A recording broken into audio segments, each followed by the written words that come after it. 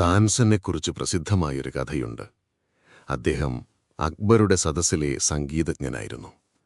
എല്ലാ വിഭാഗത്തിൽപ്പെട്ട ഏറ്റവും മികച്ച ആളുകളെ തന്റെ സദസ്സിലേക്ക് ആകർഷിക്കുന്ന കാര്യത്തിൽ അക്ബറിന് വലിയ താൽപ്പര്യമായിരുന്നു. ഏറ്റവും നല്ല സംഗീതജ്ഞൻ, ഏറ്റവും നല്ല കവി, ഏറ്റവും നല്ല ദാർശനികൻ, അങ്ങനെ എല്ലാവരെയും. അദ്ദേഹം താൻസനെയും തിരഞ്ഞെടുത്തു. ലോകം ഇന്നേവരെ കണ്ടിട്ടുള്ള ഏറ്റവും മഹാന്മാരായ സംഗീതജ്ഞരിലൊരാളായിരുന്നു താൻസൻ. താൻസന്റെ താമസസ്ഥലത്തിനടുത്ത് ആ പരിസരത്ത് ആരും സംഗീതമാലപിക്കരുതെന്ന് അക്ബർ ആജ്ഞ നൽകി. താൻസന് യാതൊരു ശല്യവും ഉണ്ടാകരുതെന്ന് അദ്ദേഹത്തിന് നിർബന്ധമായിരുന്നു. അവിടെ ആരെങ്കിലും സംഗീതമാലപിച്ചിട്ടുണ്ടെങ്കിൽ അയാളെ പിടിച്ചു ജയിലിലിടുവാനായിരുന്നു ആജ്ഞ. അല്ലെങ്കിൽ അയാൾക്കൊരു വെല്ലുവിളി സ്വീകരിക്കേണ്ടിവരും. അയാൾ രാജസദസ്സിലെത്തി സംഗീതത്തിൽ താൻസനെ നേരിടേണ്ടിവരും. അങ്ങനെ പലരും വന്നു. അവരെല്ലാം പരാജയപ്പെടുകയും ചെയ്തു. താൻസന് കൂടുതൽ ഉന്നതമായെന്തോ കൈമുതലായുണ്ടായിരുന്നു. എന്നാൽ അവിടെ ബൈജു ബാവര എന്നു പേരുള്ള ഒരു മനുഷ്യൻ താമസിച്ചിരുന്നു. അയാളുടെ പേര് ബൈജു എന്നായിരുന്നു. ബാവര എന്നുവെച്ചാൽ ഭ്രാന്തൻ എന്നർത്ഥം. ആളുകൾ കരുതി അയാൾ ഭ്രാന്തനാണെന്ന്. അങ്ങനെ അയാളുടെ പൂർണ്ണനാമം ബൈജു ബാവര എന്നായി തീർന്നു. താൻസനെ പരാജയപ്പെടുത്തുവാൻ കഴിയുന്ന ഒരവസ്ഥയിലെത്തുക എന്നതായിരുന്നു അയാളുടെ സമസ്ത അഭിലാഷവും. അയാൾ ദിവസവും 24 മണിക്കൂറും കഠിനാധ്വാനം ചെയ്തു. അവസാന മെനിക്കുപണികൾക്കായി അയാൾ ഹരിദാസന്റെ അടുക്കൽ പോയി. താൻസന്റെ തന്നെ ഗുരുനാഥനായിരുന്ന മനുഷ്യൻ. ഹരിദാസന് വലിയ സന്തോഷമായി. താൻസനെപ്പോലെ മറ്റൊരാൾ എന്റെ ശിഷ്യനായിട്ടുണ്ടാവില്ല എന്നായിരുന്നു ഞാൻ വിചാരിച്ചത്. എന്നാൽ നിനക്കതേ ഗുണങ്ങളുണ്ട്. ഒരു കാര്യം മാത്രമേ ഇല്ലാത്തതായുള്ളൂ. നിനക്കാരെയെങ്കിലും തോൽപ്പിക്കണം എന്ന മോഹമുണ്ട്. അതാണെങ്കിൽ സംഗീതാത്മകമല്ലാത്താനും. അതാണ് നിന്റെ സത്തയെ സംഗീതാത്മകമല്ലാതാക്കി തീർക്കുന്നത്. നിനക്ക് മനോഹരമായ ഉപകരണങ്ങളും മനോഹരമായ കലയും കൈവശമുണ്ട്. എന്നാൽ നിന്റെ ഹൃദയം ആ സംഗീതത്തിനകത്തല്ല ഉള്ളത്. അത് മറ്റൊരാളെ പരാജയപ്പെടുത്തുന്നതിലാണ്. നീ ആ ആശയം ഉപേക്ഷിക്കാത്ത കാലത്തോളം നീ ഒരിക്കലും താൻസന് തുല്യനാവുകയില്ല. താൻസന് ആരെയും പരാജയപ്പെടുത്തുക എന്ന ആശയമേയില്ല. അതുകൊണ്ടാണ് താൻസൻ എപ്പോഴും വിജയിച്ചുകൊണ്ടിരിക്കുന്നത്. ബൈജു ബാവരയ്ക്ക് ആ ആഗ്രഹത്തിൽ നിന്ന് മുക്തനാകുവാൻ പ്രയാസമായിരുന്നു. കാരണം ആ ആഗ്രഹത്തിലൂടെയാണ് അയാൾ തന്റെ ജീവിതത്തെ മുഴുവൻ സംഗീതത്തിനായി സമർപ്പിച്ചത്.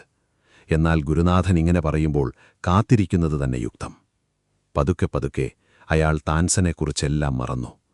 ഒരിക്കൽ ഹരിദാസൻ വളരെ വൃദ്ധനായി കഴിഞ്ഞപ്പോൾ അദ്ദേഹത്തിന് രോഗമായി.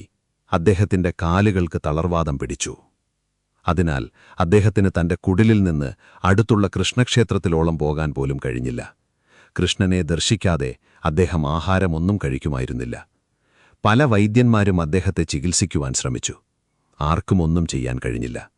ബൈജു ബാവര ഇത് കേട്ടറിഞ്ഞ് തന്റെ ഗ്രാമത്തിൽ നിന്ന് ഓടിക്കിതച്ചെത്തി. ഹരിദാസൻ ഉണർന്നെഴുന്നേൽക്കുന്ന സമയത്ത് അതിരാവിലെ അയാൾ ഗാനമാലപിക്കാൻ തുടങ്ങി. അദ്ദേഹം വായിച്ച സംഗീതവും പാടിയ പാട്ടും ഈ അർത്ഥത്തിലായിരുന്നു: എന്റെ കണ്ണുകൾ നിന്നെ കാണുവാൻ കൊതിക്കുന്നു. എന്റെ കാലുകൾക്ക് ശക്തി നൽകാളം. അല്ലെങ്കിൽ എനിക്ക് നിന്നെ കാണാൻ കഴിയാത്തതിന്റെ ഉത്തരവാദി നീയായിരിക്കും. എന്നെ വിട്ടുപിരിയല്ലേ. അദ്ദേഹത്തിന്റെ പാട്ടിന്റെ മനോഹാരിതവും സംഗീതവായനയുടെ ഗാംഭീര്യവും അത്രയും മഹത്തരമായിരുന്നു. അത് കേട്ട് ഹരിദാസൻ എഴുന്നേറ്റ് നിൽക്കുകയും കൃഷ്ണക്ഷേത്രത്തിൽ പോയി കൃഷ്ണനെ വന്ദിക്കുകയും ചെയ്തു. ബൈജു ബാവര അമ്പലനടയിൽ നിൽപ്പുണ്ടായിരുന്നു, ഗാനമാലപിച്ചുകൊണ്ട്. തിരിച്ചു വരുമ്പോൾ അദ്ദേഹം ബൈജു ബാവരയോട് പറഞ്ഞു: ഇപ്പോൾ നിനക്ക് പോയി താൻസനുമായൊരു മത്സരമാകാം. ഇപ്പോൾ നിനക്ക് മത്സരത്തെക്കുറിച്ചോ വിജയിക്കുന്നതിനെക്കുറിച്ചോ യാതൊരു മോഹവുമില്ല. നിന്റെ സംഗീതത്തിന് എന്റെ കാലുകളെ ഭേദമാക്കുവാൻ കഴിഞ്ഞെങ്കിൽ നിനക്ക് ആ മികച്ച താക്കോൽ കിട്ടിക്കഴിഞ്ഞു. എന്നാൽ ബൈജു ബാവര പറഞ്ഞു: അതിലെന്തർത്ഥം? ഞാൻ സംഗീതവുമായി സ്നേഹത്തിലായി കഴിഞ്ഞു. ഞാൻ താൻസനെക്കുറിച്ച് എന്നേ മറന്നു കഴിഞ്ഞു. അതൊരു ബാലിശമായ മോഹമായിരുന്നു. അങ്ങ് പറഞ്ഞത് ശരി തന്നെ. ഞാൻ പരാജയപ്പെട്ടേനെ. ഇന്ന് ഞാൻ വിജയിയായി തീരുമെന്ന് പറഞ്ഞപ്പോഴും അങ്ങ് ശരി തന്നെ. എന്നാൽ ഇപ്പോൾ ഒരു മോഹവുമില്ല.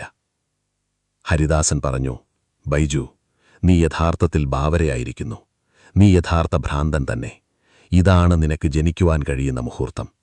ബൈജു ഒരിക്കലും പോയില്ല. എന്നാൽ ഹരിദാസൻ തന്നെ ഇതാണ് നിനക്ക് ജനിക്കുവാൻ കഴിയുന്ന മുഹൂർത്തം എന്നു പറഞ്ഞ സ്ഥിതിക്ക് അയാൾ താൻസനേക്കാൾ ഉയർന്നു കഴിഞ്ഞിരുന്നു എന്നുള്ളതിൽ തർക്കത്തിനവകാശമില്ല. മാത്രമല്ല, മത്സരത്തിന് പോകാതിരുന്നതുമൂലം തന്റെ സംഗീതം മറ്റൊരു നിലവാരത്തിലുള്ളതല്ല, അത് വിശുദ്ധമായതോ ആണ് എന്നദ്ദേഹം തെളിയിക്കുകയും ചെയ്തു. അത് അദ്ദേഹത്തിന്റെ ധ്യാനമായി തീർന്നു.